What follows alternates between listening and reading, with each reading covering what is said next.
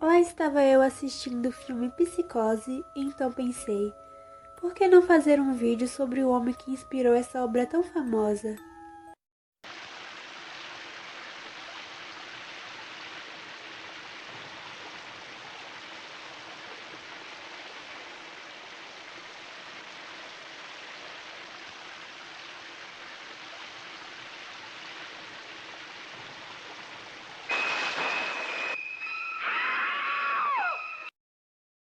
Edward Theodore Gain nasceu em 27 de agosto de 1906, em La Crosse, nos Estados Unidos. Ele era filho do casal Augusta Gain e George Philip. Os dois também tinham um filho mais velho chamado Henry George Gain. Augusta desprezava o marido, que era alcoólatra e nunca conseguia um emprego fixo. Ele já tinha trabalhado como carpinteiro e vendedor de seguros. Henry, o filho primogênito, foi dono de uma mercearia, mas vendeu o negócio e se mudou com a família para uma fazenda isolada, na cidade de Plainfield, que se tornou oficialmente a residência da família Gain. Vivendo em um lugar isolado, Augusta acabou decidindo afastar estranhos que pudessem influenciar seus filhos. Ed só podia sair da escola para casa, de casa para a escola, e em seu tempo livre na fazenda, colocava as atividades escolares em ordem. Augusta era uma mulher muito religiosa. Ela pregava para os filhos sobre a imoralidade do mundo, o mal de beber, e ela acreditava que todas as mulheres eram prostitutas e instrumentos do diabo. À luz de velas, eu suponho, no estilo barato e erótico dos jovens, com suas mentes baratas e eróticas. Mãe, por favor. E farão o quê após o jantar? Música? Sussurros? Mas ela é uma estranha. Está com fome, está chovendo. Mãe, ela é apenas uma estranha. Como se os homens não desejassem as estranhas. Oh, eu me recuso a falar sobre tais coisas, porque elas me desagradam. Você entendeu, rapaz? Vamos, vá. Vá e diga a ela que não irá satisfazer seu feio apetite com minha comida e nem meu filho. Ou eu mesma terei de dizer por você não ter coragem. E aí, rapaz? Você tem coragem, rapaz? Ela separava um tempo em todas as tardes para ler a Bíblia para os meninos. Normalmente, lia versos do Antigo Testamento sobre morte, assassinato e retribuição divina. Ed era uma criança tímida e seus colegas de classe lembram dele como tendo um comportamento estranho, como rir aleatoriamente. Ele também era alvo de bullying, e diziam que ele parecia uma garota. O menino ia razoavelmente bem nas lições da escola, e ia melhor na leitura. Em 1º de abril de 1940, o pai de Ed morreu de falha cardíaca causada pelo alcoolismo. Ele tinha 66 anos. Os dois irmãos começaram a fazer bicos na cidade para ajudar nas contas de casa. Eles eram considerados confiáveis e honestos pelos moradores da comunidade.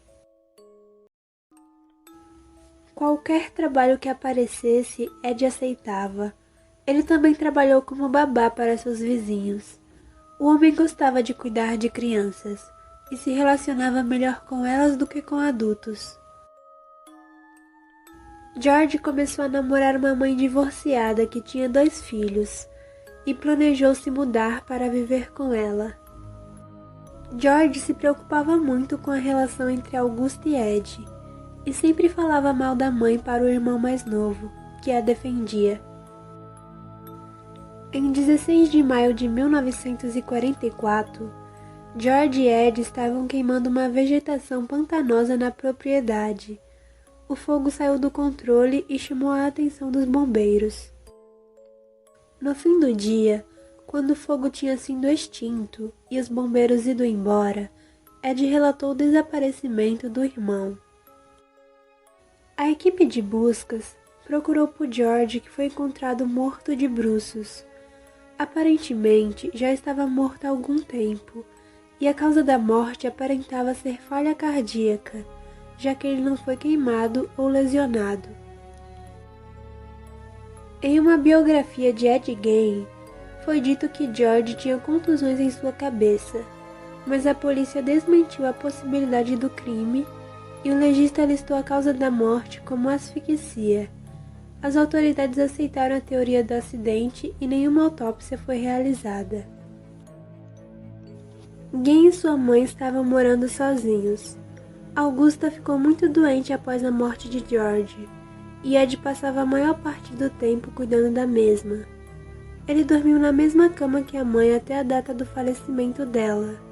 Ed nunca saiu de casa ou namorou mulheres. Em 1945, ele e a mãe visitaram um homem chamado Smith, que era um comerciante. A mãe de Ed testemunhou Smith batendo em um cachorro.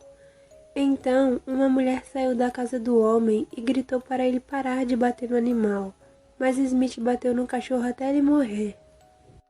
Augusta ficou muito chateada com a cena, mas não por pena do bichinho, e sim por causa da mulher que saiu da casa de Smith.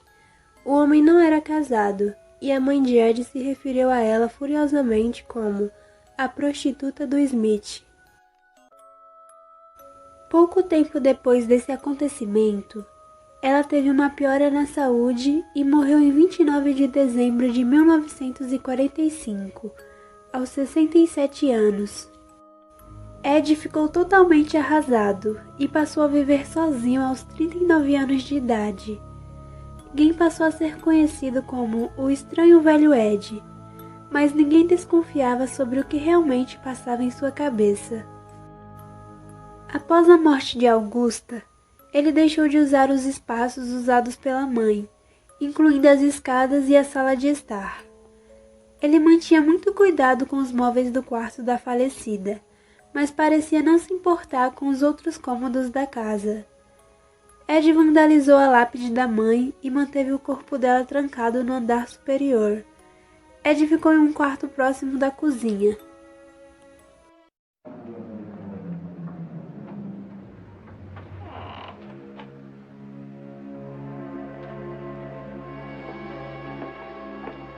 Senhora Bates.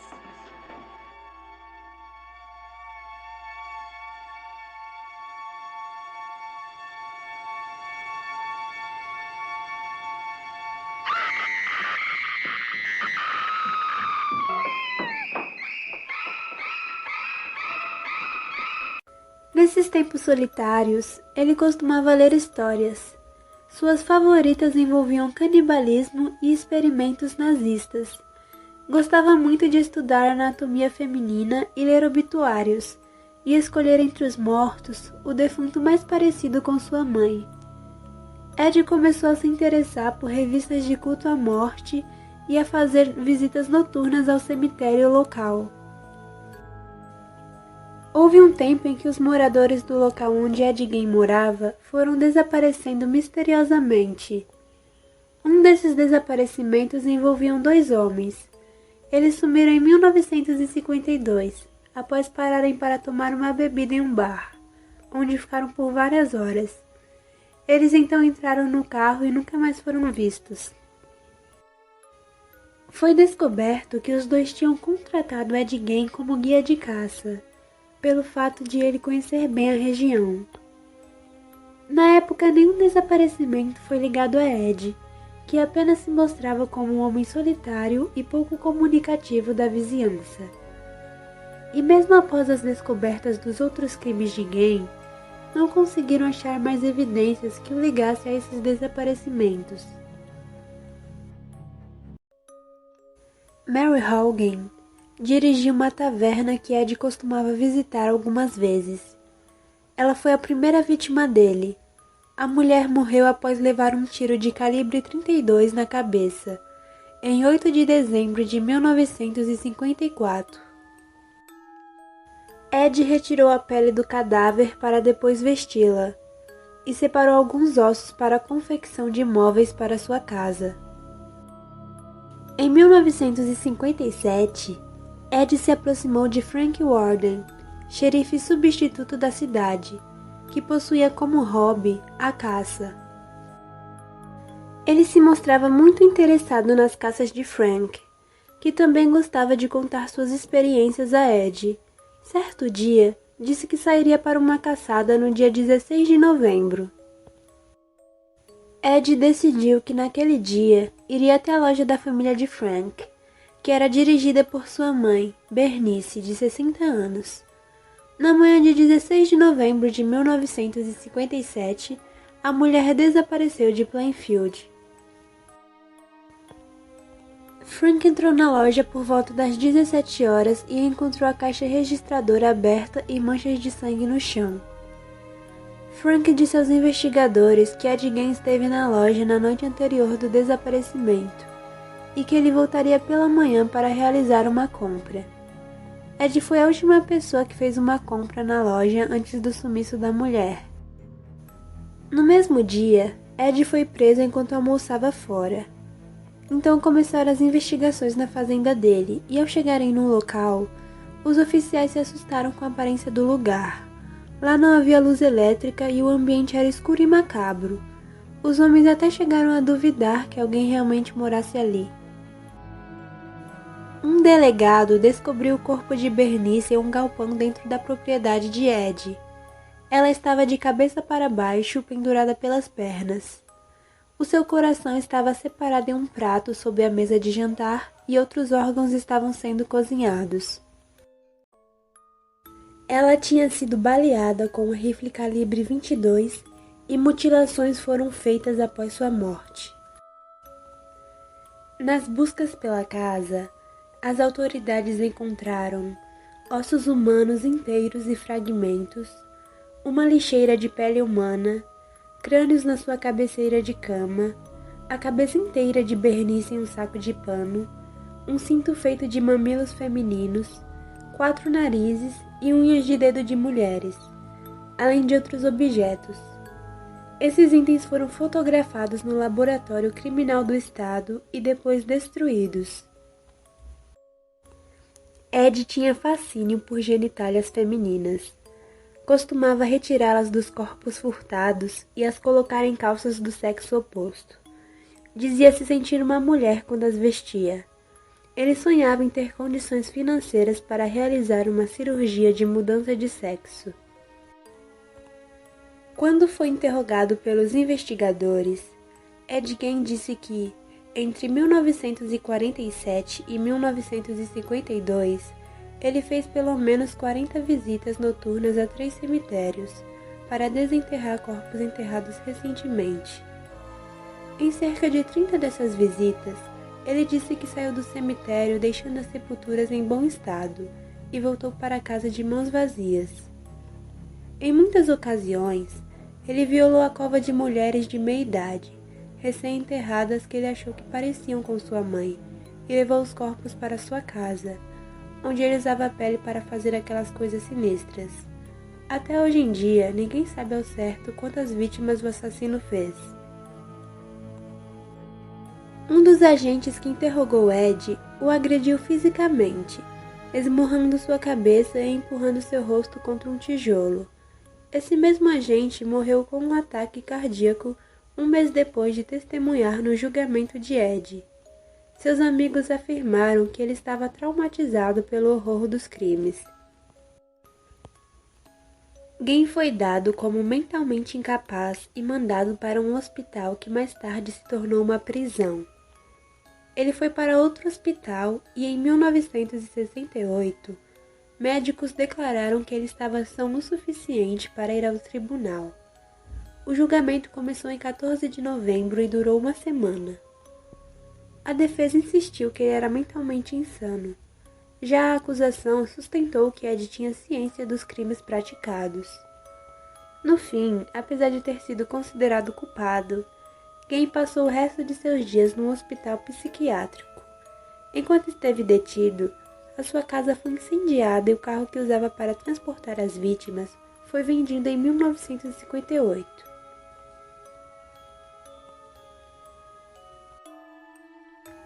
Ed era considerado um paciente modelo e muito tranquilo. O próprio superintendente da instituição chegou a dizer que se todos os pacientes fossem como ele, não teriam problema algum. Embora parecesse inofensivo para alguns funcionários, algumas mulheres se queixavam que Gen costumava olhá-las fixamente sempre que aparecessem na frente dele.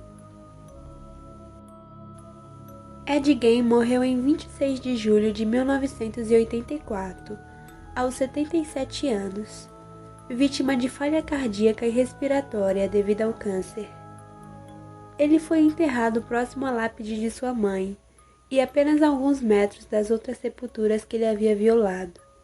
A sua lápide também foi vandalizada com o passar dos anos, até que ela foi roubada em 2000 e recuperada um ano depois e dada a um museu. A história de Ed Gein gerou inspiração para diversos clássicos de terror e suspense, dentre eles Norman Bates do filme Psicose.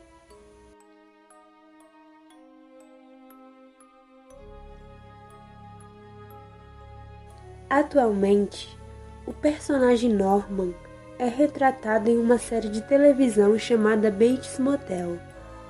Gein também inspirou os personagens Buffalo Bill, de O Silêncio dos Inocentes e O Massacre da Serra Elétrica, e algumas músicas de banda.